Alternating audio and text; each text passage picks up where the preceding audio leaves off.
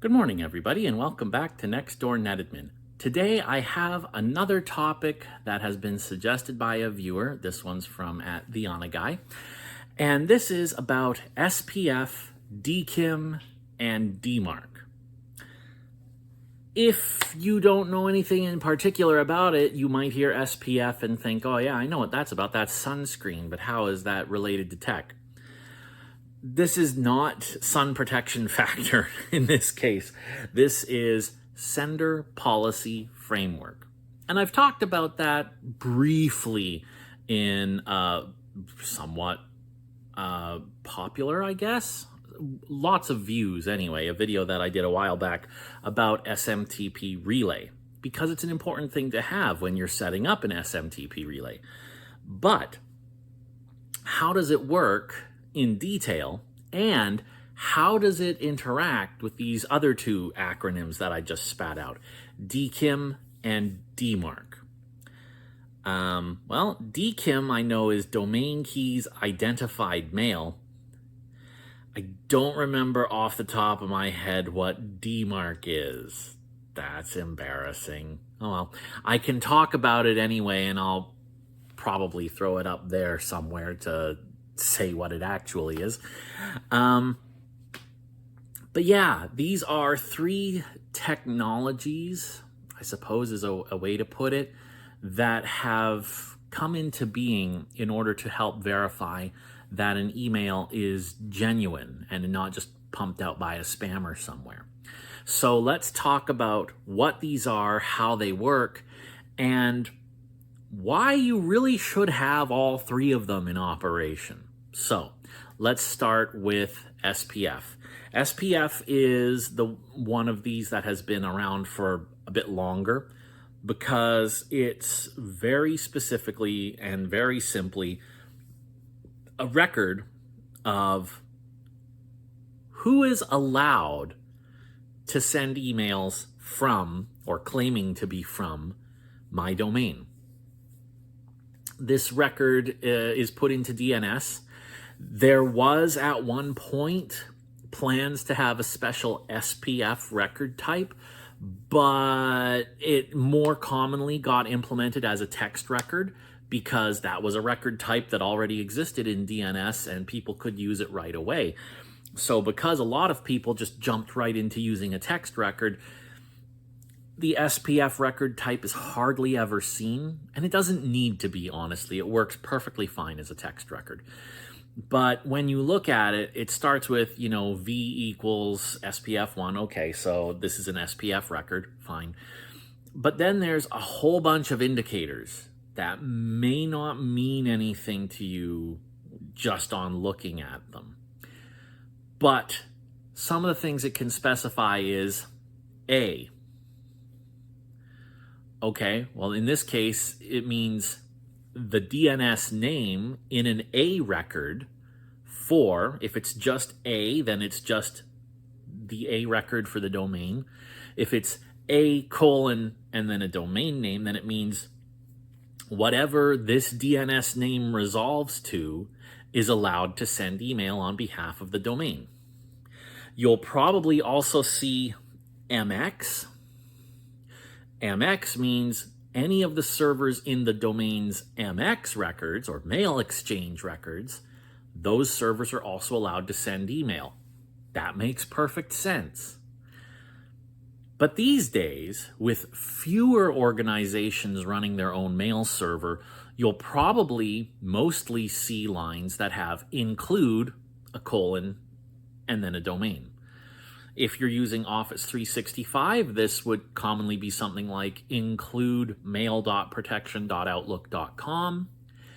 Or if you're using Google, there's probably something similar, an include line specific to Google. This means include the SPF policy from this domain name. So Microsoft has an SPF policy text record underneath mail.protection.outlook.com in their DNS. And that lists all of the servers that Microsoft is using to send email.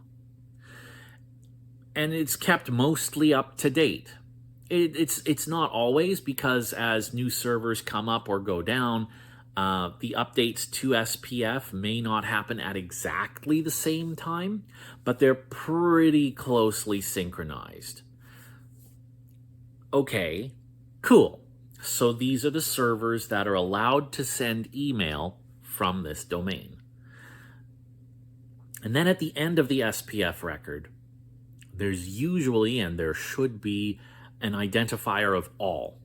And you'll usually see it either with a tilde, that, squiggly line, or a minus sign. What do these mean? Technically, all of those other identifiers are prefixed by an invisible plus. If you don't actually put one of these in there, it's considered a plus, which means these are the ones that are allowed to send.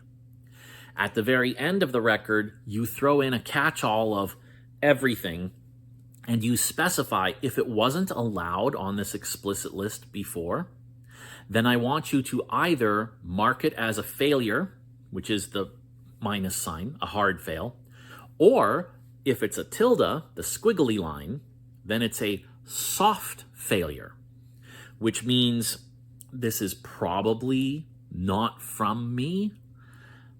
Deal with it as you like. That might mean put it in junk mail. That might mean quarantine it. That might mean gray list it and issue a challenge. It could mean just pass it on because the recipient doesn't care. Or it could just be, it's probably a failure, dump it as a failure anyway.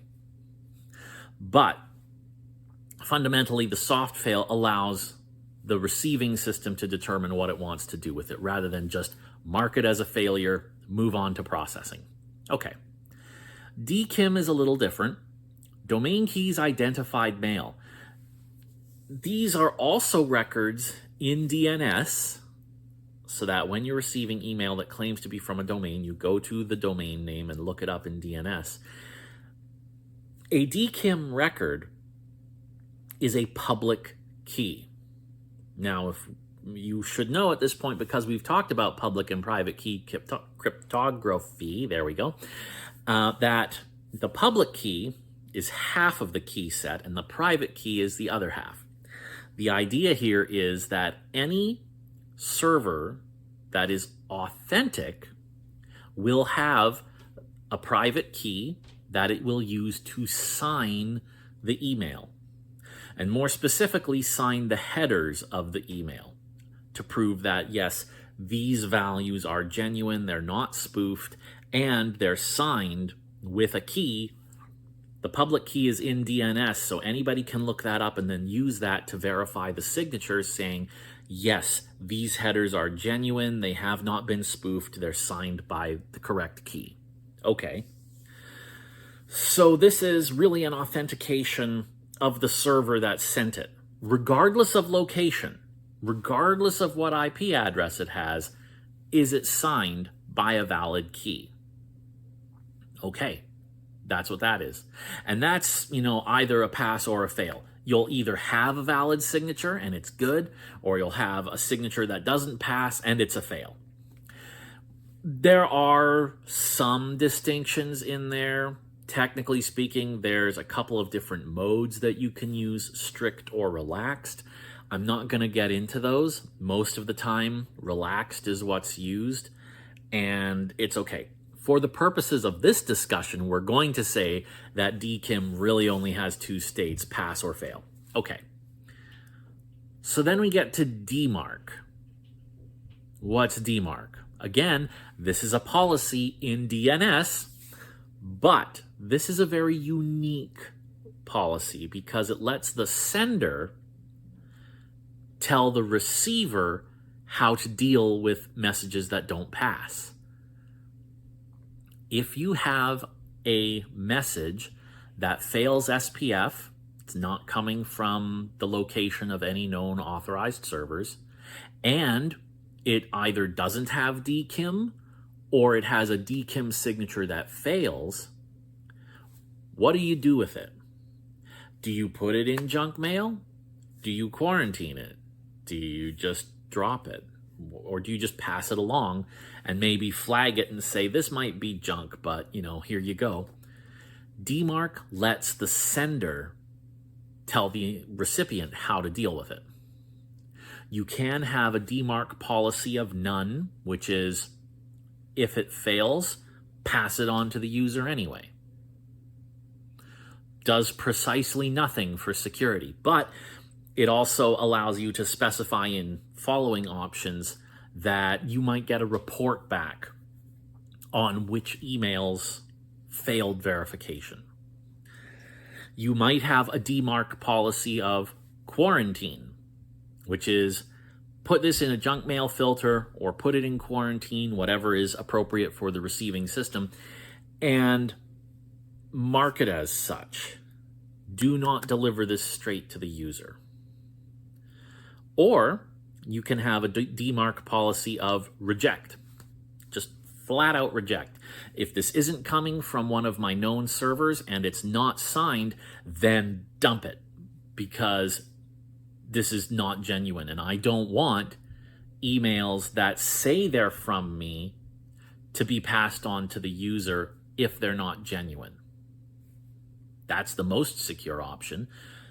It also comes with the most caveats, because when you set a DMARC policy like that, if the recipient system is actually checking DMARC, and most of them will be these days, there's no ifs, ands, or buts about that. If you have a DMARC policy of reject, then anything that you send which doesn't pass is going to be rejected. It will not go to junk mail. It will not go into quarantine. It will just be, nope, gone. Just like that. In a DMARC policy, you can also specify the percentage of failures that should have this action taken. So, for example, let's say you have... Actually, let's look at this as an example of how you might implement this in a staged fashion, because this is something that DMARC does very well. Let's say you start out with a policy of none and a percentage of 100%. Just 100. Okay, cool. And for the sake of this, let's also say you're going to enable RUA, R-U-A, which is aggregate emails. Every 24 hours, you'll get an aggregated email with a record, usually in XML, of what messages were received that failed verification, and whether they failed SPF, whether they failed DKIM, and the headers for those emails, so that you can tell where it came from, who it claimed to be, etc. Okay. When you do that, you're going to start getting information back on these emails didn't pass. And you can look through it and go, oh, hey, there's this system over here that we forgot about that is sending email. Let's make an adjustment to SPF. Let's make an adjustment to DKIM. Let's do something so that this system's emails also pass verification. Cool. As you go forward, you might switch to something like quarantine, maybe with a percentage of 25, so that more of these emails will start getting marked as junk if they fail. Starting with, if you're starting with a percentage of 25, then 1 out of every 4 failures will be marked as junk and quarantined on the recipient's side. 3 out of 4 of them might still flow through. And you start, looking for, you're still watching your aggregate reports to say, okay, am I seeing failures? Am I not seeing failures? But then you're also listening to your users saying, I sent an email to so-and-so and they say they never received it. Okay, maybe that deserves a little more inspection, a little more research before you turn it up all the way. And eventually, you can and probably should have a goal of reaching a DMARC policy of policy reject percentage 100. Every single thing that fails, reject it. Do not pass it on. Do not mark it as junk. Just do not accept the email whatsoever. That is safest, and that's a good thing. Cool. For this to be considered a failure, both SPF and DKIM have to fail. If only one of them fails, typically that's still treated as okay. It's a partial pass, and it will not trigger the DMARC policy.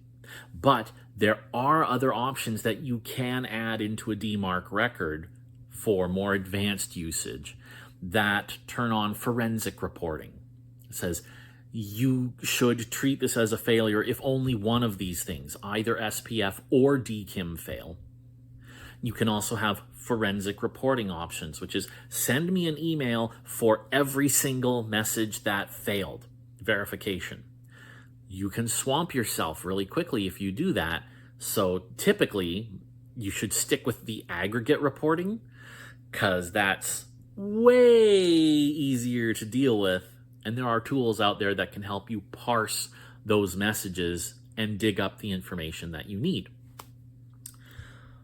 There's some interesting quirks in how this works then. Because you'll have noticed, I mentioned that I touched on SPF when setting up an SMTP relay. But I didn't say anything about DKIM. Did I just forget it? No, I didn't just forget it. There's some differences into how these work and at what stages in the mail transfer process these will kick in. So if you think about Outlook or Thunderbird as email clients, they're running on somebody's computer at home and somebody sends an email out of those. Does the user's ISP or Google or Yahoo or whoever else that the user's using for email, do they have to have the user's home IP address registered in their SPF record? Because that would be impractical. They don't, but that's because the user's program is the mail user agent, and it submits an email to the mail submission agent, which is typically on a server somewhere. And then from there, it's sent via a mail transfer agent. But the mail transfer agent may or may not be the main authoritative mail server, which also runs a mail transfer agent. It could just be a hop along the path. All of your mail transfer agents should be listed in SPF because they're going to be flagged as a source of the message, and so SPF will apply. Those addresses will be checked. But typically, not every MTA will be signing emails with DKIM because that's usually a more centralized thing. Ideally, you don't want to have to manage 18 different sets of keys and manage them all in DNS. Where possible, you'd like your mail transfer agents to all send to a centralized location that has the keys generated and can sign those emails as they go out. And that is what we would see with an SMTP relay. Because an SMTP relay is a mail transfer agent, essentially, you're not sending this from user-facing software like Outlook or like Gmail or webmail or of any sort. This is coming straight from the software that's generating the email. And so the SMTP relay, as a mail transfer agent, needs to have its IP listed in SPF to say this is an allowed source of email. But it may or may not have the ability to do signing of emails using DKIM. So when the SMTP relay sends to your central authoritative mail server, whether that's Google Workspace or Office 365 or what have you, that is typically where DKIM will happen, and the message will be signed there. There's also nothing saying that these policies have to be set under the same domain. SPF does have to be set under your domain, but you might not have anything in there except v equals SPF1 include mail.protection.outlook.com -all. And that's it. You're not specifying your mail exchange servers are okay. You're not saying, hey, the A record for this domain is okay. You're not specifying any manual IP addresses in there. All you're doing is saying everything from this domain refer to the record that Microsoft 365 has. And that's the end of that. Anything else is a failure. Okay. You can do that. So while the SPF record has to be under your domain's DNS, you can just point to something else entirely and say, it's over there. Okay. DKIM, if you haven't set up DKIM in Office 365 on your domain, does that mean your email messages are just not signed? They are signed, and they have to be because a while back, like over a year ago, probably over 2 years ago now, Google and Yahoo and some of the other major email providers collectively said everything has to be SPF and DKIM. Everything has to be, coming from SPF authorized sources, and everything has to be signed. If it's not signed, we're not accepting the email anymore. We're treating a lack of a signature as a failure. So if you just set up a brand new domain in Office 365, Microsoft will still sign it, but they'll sign it with a Microsoft key. And you might go, great, so why do I have to worry about DKIM? It's not as strong a signal.